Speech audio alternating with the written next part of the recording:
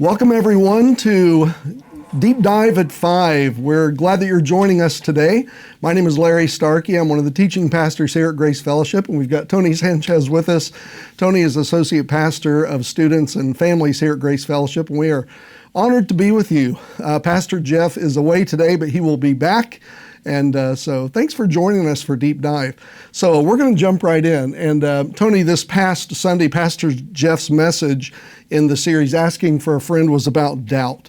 And what a relevant topic. Absolutely. And he just touched on how at some point or another, many of us have questions, even doubts about the Lord. And so the title of the message was, I'm having doubts about the existence of God. I thought one of the most helpful things that Pastor Jeff mentioned, one of the most practical things in his message, was that there's a difference between doubt and disbelief or unbelief. So I'm going to go ahead and bounce the question over to you if you'll get us started with some good wisdom on what's the difference between doubt and disbelief or unbelief? Yeah, that's a great question. So doubt is very common. We're all going to have doubt. I've had doubts. I'm sure you've had doubts, Pastor Larry. And just a simple definition, and Pastor Jeff talked about it this past Sunday, where doubt is just having uncertainty or being confused about something that you have a question about, but you've never been able to really just get a clear answer on. And when I think about that, not just in my own life, I think of other biblical characters that have had doubts in their lives, where they've doubted their own position of leadership, or they've doubted, their faith in God. And just a few to mention here. I mean, we look at someone like Elijah. Again, he was mentioned on Sunday, and he goes against these 450 false prophets in 1 Kings chapter 18, and then all of a sudden, he wants to hide from Jezebel in the very next chapter because he's afraid for his life. And he hides under a tree, and he literally, similar to Jonah, wants to just die because he doesn't know how to handle this. Someone like Moses, who we look at as just this great leader who made a lot of mistakes, and even early on, and I found this, and I thought this was really interesting. In Exodus, you see these 5 doubts that Moses has, and I'm going to read a few of those. The first one we see in Exodus chapter 3, he says, God, I'm not good enough. And then in chapter 3, verse 13, I don't have all the answers. Or, God, people won't believe me. What do I say?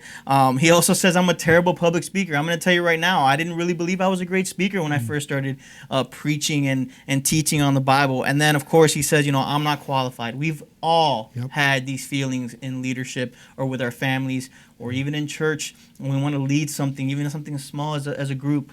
I've felt this, and I know that's true. And then one of the final ones that I thought was really interesting was Mother Teresa. We know that Mother Teresa is someone that has always helped the poor, and she herself lived a very meek life. And after her death, they found some letters that she wrote in some journals, and we see that she even had doubts in her own faith. And in one of them, she had this spiritual mentor, and she tells this person this, to the Reverend Michael Van Deer Pete. She says this to him: Jesus has a very special love for you. But as for me, the silence and the emptiness is so great that I look and don't see, I listen and I don't hear. And we're talking about someone that loved people constantly, and yet there were times where she felt darkness or even far from Jesus. But what about you, Pastor Larry? What is that's the definition of doubt, but what about disbelief? Yeah, I would kind of echo what Pastor Jeff said in his message. I thought it was just very insightful about doubt seems to come from a person who is in the darkness but wants light. They're searching for more light. Yeah, they're open-hearted, open-minded. Right. Whereas disbelief or unbelief is a person who's in the dark, but they're happy there. They don't want more light. They're not really open-hearted. They're closed-hearted, closed-minded.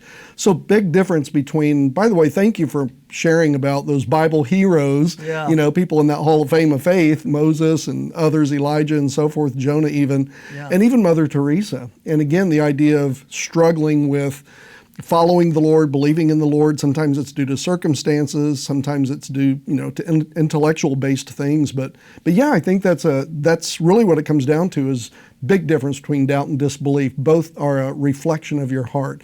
Being in the dark but wanting light, that's doubt. Being in the dark but being happy there, that's really disbelief and unbelief.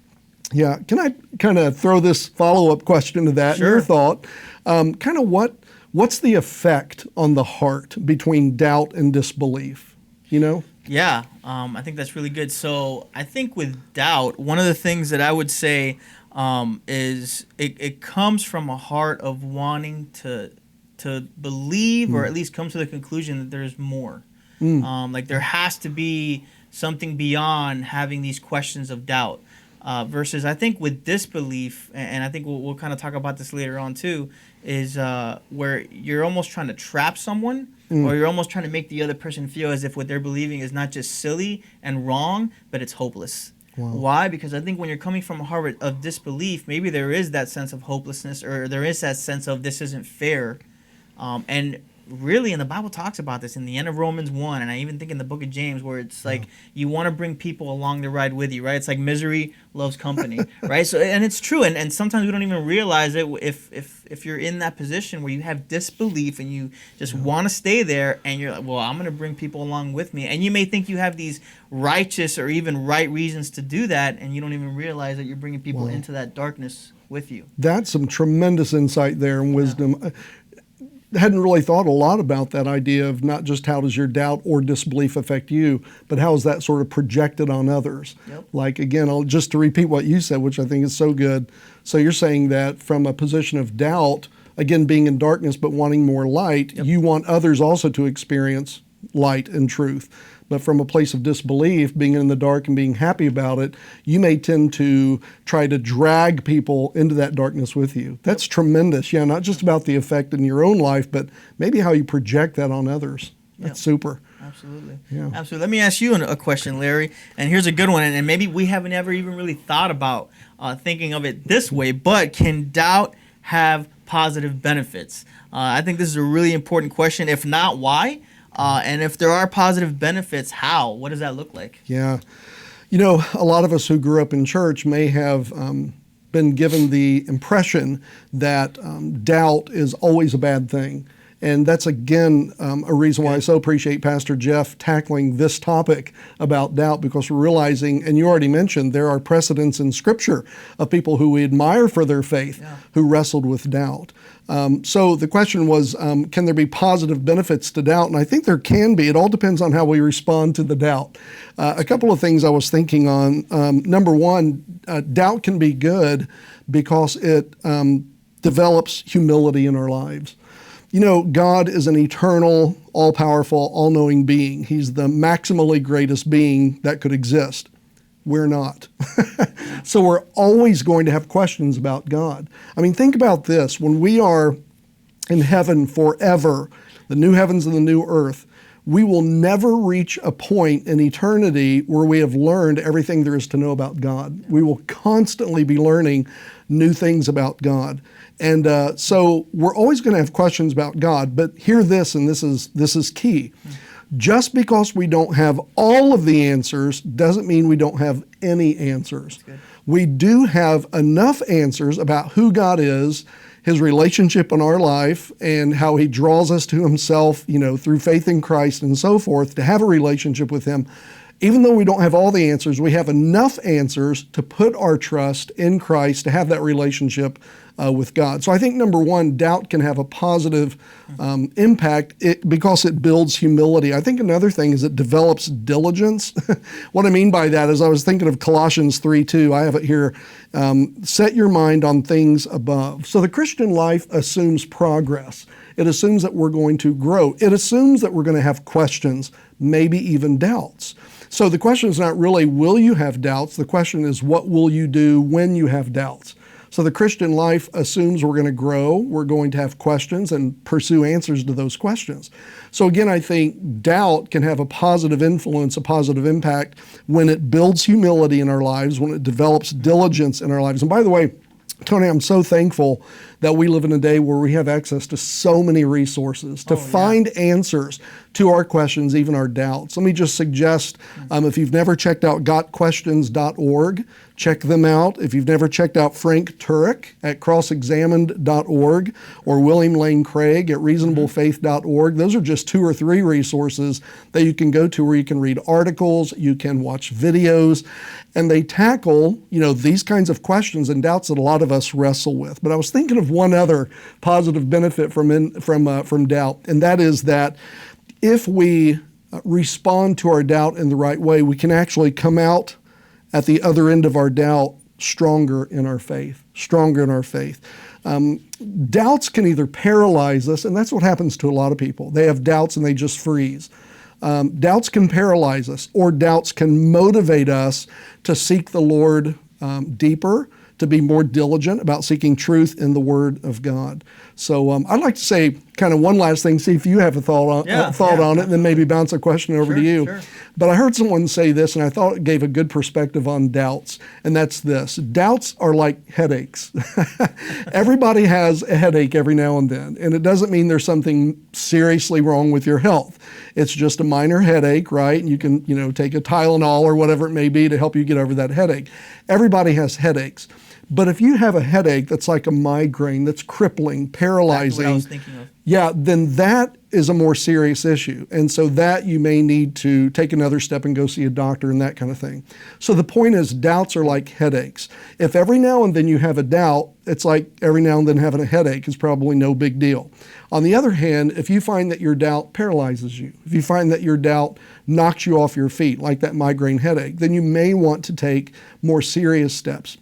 Talk to your pastor, go to some of these websites, and see if you can find answers to that. So I kind of like that. So doubts are like headaches. Good. Everybody gets them. But if you have one that's just nagging, paralyzing, knocking you off your feet, then you may want to get more serious help. So I do think doubts can have a positive impact in our lives. It all depends on how we respond to it. Yeah, and I think about kids. Right. Think about when you're raising kids, and you've raised kids yourself, Larry, and we have some of you or a lot of you that are raising kids now, or you have raised kids. When I think of that, when you go into raising kids, and I don't have any kids myself, but just think about the fact that when you go in as a parent, you don't have all the answers, but you're hoping that your influence and your guidance, because you want to raise them right, will create a positive impact so that those kids can eventually be successful adults, because that's what you're doing. We're training up kids so that one day they can have a family of their own. But just remember that as you were raising them, or as you're raising them now, you didn't have all the answers. So we put so much, even though spiritual matters are so important and what we believe matter, I think sometimes it's a little bit unfair. We put so much pressure on ourselves to have all the answers when it comes down to who God is, that it just becomes so unrealistic and we even give up. Yeah. So we need to remember that sometimes those doubts can be a good thing, because that can lead to getting some really good answers that otherwise would have never even sought out without the doubt. Yeah. So I think it's the same way. Super observation. Yeah. I was thinking of another Bible hero that Pastor Jeff mentioned in his sermon was John the Baptist, and about how he was concerned because he was in jail. He knew he was going to be beheaded. He was basically giving his life for standing up for the truth of Christ. So he sent some of his followers to find Jesus and ask, are you really the one? Because I'm about to die for you and your truth, And the way that Jesus didn't scold, Jesus didn't put him down. Jesus responded with, to John the Baptist's followers, go back and tell John the Baptist what you've seen. You've seen me. Basically, what Jesus said was, you've seen me doing things only the Messiah could do. So there's your evidence that I am the one. And as you said, Jesus didn't even expect necessarily John the Baptist to have all of the answers. He just, wanted John the Baptist to know that there's good reasons for believing what you believe about me. And love that. And I love the way that Jesus didn't scold and put down. He could have, but he didn't. So, Tony, let me ask you this question. Everybody loves you and respects you for being a great discipler. You work with our students and families, and in your years of ministry, I know you have discipled hundreds and hundreds and hundreds, especially of students. And will you kind of answer this question? How would you encourage a new Christian who's struggling with doubt? Yeah, that's a great question. And you're right. I just have a passion for discipling. Some people out there just have this passion for evangelism, and that's important. But I just, not just satisfaction, but I see such an importance to, especially students, to lead them to where they don't stay in neutral after they come to faith, but they continue forward and they're in drive. So the first thing I would say this, doubt is not a sign of weakness. It's not. Even Jesus in the Garden of Gethsemane had some doubts. Why? Because we see his human side coming out. I think that's important. Having questions does not mean you have a lack of faith. I think that some of the people that are the smartest, or that we listen to, or that we go to, or that we're influenced by, have asked some really hard questions, and they've also looked into and researched these hard questions, and a lot of times they've battled them. I think of one just off the top of my head is, and he's just passed away not too long ago, is Ravi. Ravi Zacharias. was when he was 17 years old, was on a bed of suicide, and he had all these questions, and he didn't have any answers, and he eventually gave his life to Jesus, and then he spent his whole life seeking to answer those tough questions that I'm sure he had, and then he helped so many others seek those answers as well. So I think it's good, it's healthy to ask questions, and it also reveals a lot of times where we're at, as far as our hearts, where that's at. Another thing I would say is the only thing we can know 100% is that Jesus is Lord. Yeah. The only thing we can know 100% is that Jesus saves us. That when we believe that, and we see that in Romans 10:9, when we confess that and really believe it in our hearts, that Jesus will save us.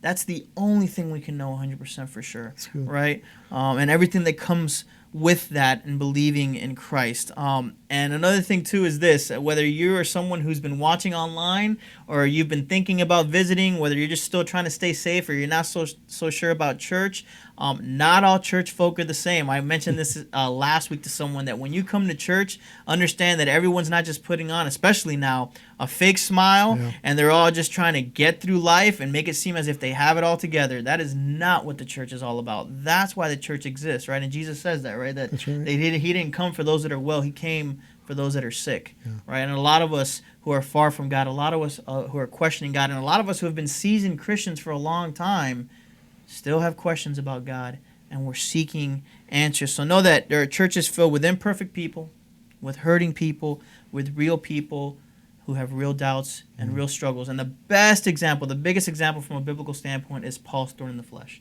2 Corinthians, where Paul talks about, where he's had all these different experiences with God, and then he had this thing, and we don't know what that thing was, but this thorn, this struggle in his life. Some people say it may have been a physical ailment, but he had something that he couldn't pray away, in a sense, and he asked God to take it away, and we see that in 2 Corinthians chapter 12. But this is what he says. He says in verse 9 that God responded. He implored the Lord 3 times in verse 8 that it could leave him, and God responded by saying, "My grace is sufficient for you, for power is perfected in weakness." And then Paul says, I would rather boast about my weakness so that Christ's power could dwell in me. So we need to remember that even in our weakness, in our weaknesses and in our questions, that God is still working through us, and he's going to shine through that. And who knows how he's going to use those hurts and those questions and those things in our lives we've experienced to reach someone else. That's good. So I think that's really important when it comes down to that question. How do you encourage someone struggling? Because it doesn't matter if you're early in your faith or you've been a Christian for a long time. Doubts will come up. Some kind of experience or something will happen, and you're going to have those doubts in your life. Yeah, I really appreciate, and again, this is one of the things that make you such a great discipler, is the validation of it's okay to have questions. Yeah. In fact, God almost expects you to have questions because, again, that's part of growing. And I love what you said, that don't just automatically think that everybody else at church is way ahead of you. Right. They're going at a fast pace. That's not necessarily the truth. In fact, most of the time it's not. Right. Because we're all sometimes 2 steps forward, 1 step back. It's part of growth. So I love the way that you kind of validate, first of all, the feelings, and to say it's okay that you have doubts. And then we can, use this as a stepping stone and move on from here. Let me throw a question to you about discipling students in particular, because I know we may have some students watching us, junior high school, high school, maybe college as well, young adults. Sure. In your experience in ministry, what would you say are the, maybe top 2 or 3 questions that you come across from students? And I know that's a hard question because it may depend on the culture, but here in South Florida, here in West Palm, the students that, are led to Christ and you're discipling, what maybe are the top 2 or 3, either questions or types of questions that they're wrestling with? Yeah, that's great. And there's so many, but I think the top ones, I think the number one, and this isn't just for students, this is for anyone in whatever stage of life they're in, but students are always asking this: what about the problem of evil? Yeah. They're always asking that, or suffering specifically. I answered a tough question. We do a Q&A every Tuesday, and one of the questions I answered over the past few weeks was, why does God allow child sex slavery? Wow. And that was a really tough question to answer, and I did answer it, and that's online on our Instagram page. But those are the kind of questions they're asking. Why would God allow these things to just happen?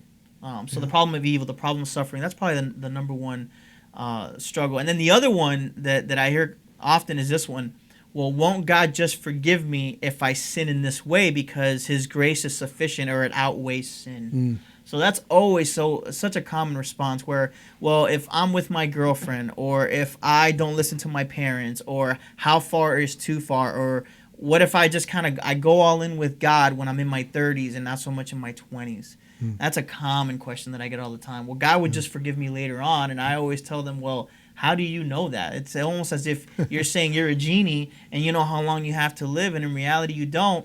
And one of the ways I answer that question too is I tell them this: what if God has his best for you every single day, but then the day that you decide, let's say on a Tuesday, you decide, well, I'm not going to go to God today. And I tell them this: it's almost like you take God's best and you decide it's not good enough and you put it on the shelf, only to go into the next day and you never get that back.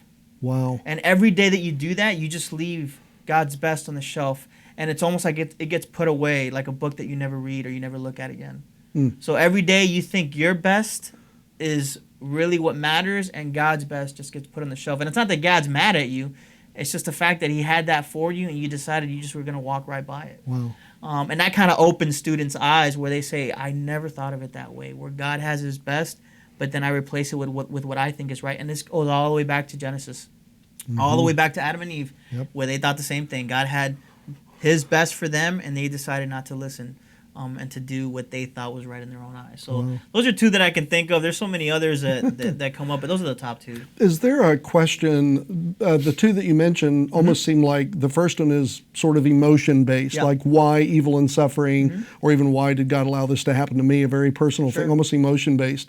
The second question you mentioned almost sounds like a will-based question, like I'll decide what's best for me. And by the way, I love your answer by helping students to see God always has what's best for you in mind. And so if you go your own way, you're cheating yourself. You're robbing yourself. Absolutely. So an emotion-based question, why is there evil and suffering? Kind of a will-based question, I'll decide what's best. I'll assert my will over God's will.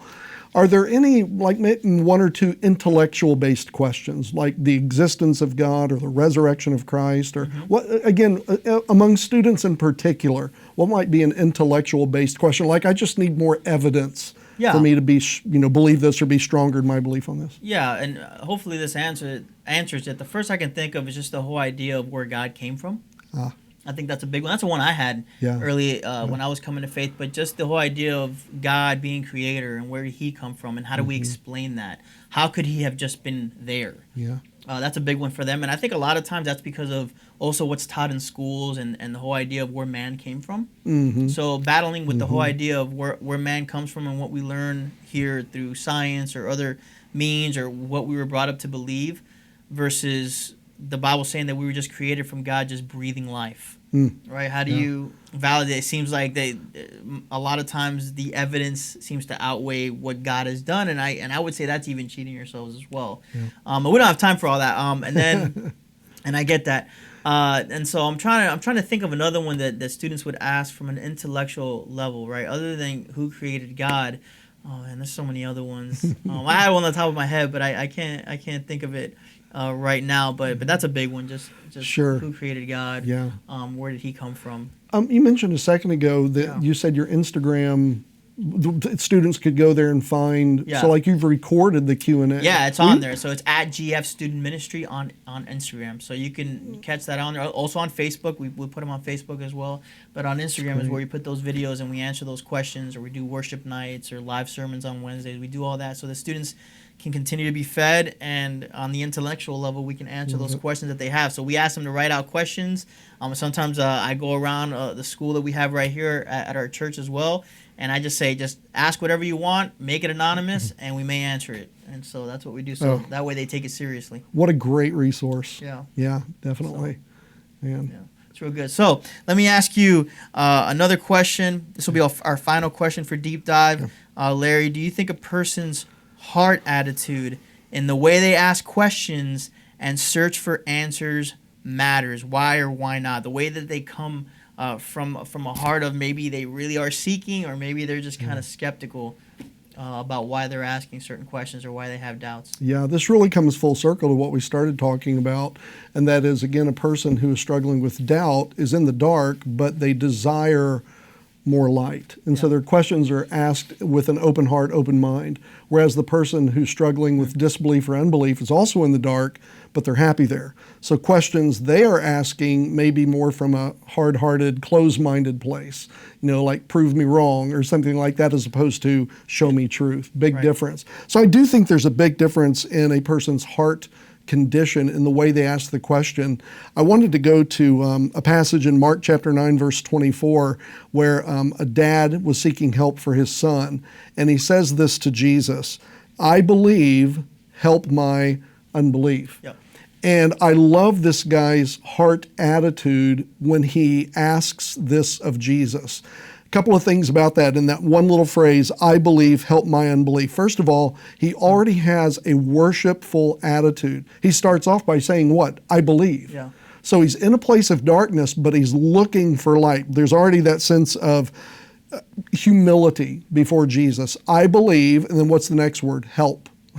Yeah. So there's already a sense of worship of the Lord. He knew who he was talking to, not that hard-hearted closed-mindedness. So worship, I believe, humility, help, and then help my unbelief. So there was a willingness on his part to be taught.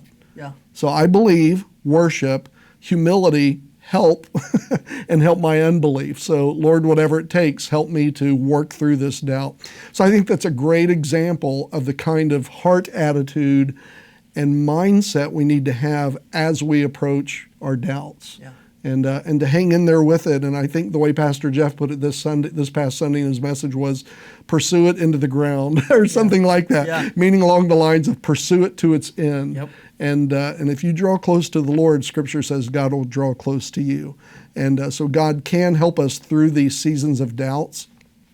And Tony, thank you for joining me and letting me join you in our deep dive at 5. Yeah, same. And just a reminder for everybody, Pastor Jeff will be back, and he'll be in the pulpit this coming Sunday, continuing his series on asking for a friend. And the topic for this coming Sunday is what happens after death. Yeah. So that is a great, great question. A lot of people ask about that. And so again, tune in, or we are open for in-person, on-campus services at 8:30 and 10 o'clock here at Grace Fellowship. And so if you can, we would love to see you here. If not, you can watch us online at 8:30 and 10 and at 11:30. So blessings to everybody. And Tony, thanks again. God bless you. Absolutely. Okay. Thank you, guys. Thank you.